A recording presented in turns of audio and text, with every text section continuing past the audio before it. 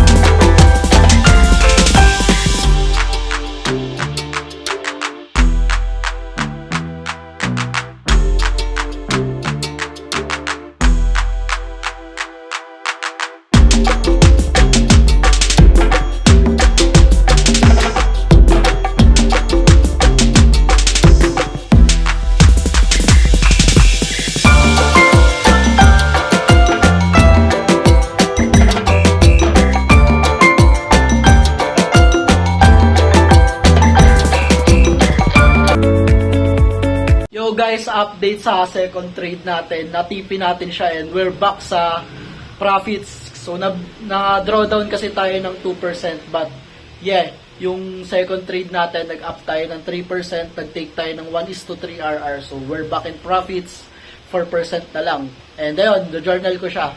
See you. guys, so ayun, journaling tayo, no? And first, ito, pakita ko muna sa inyo yung trade.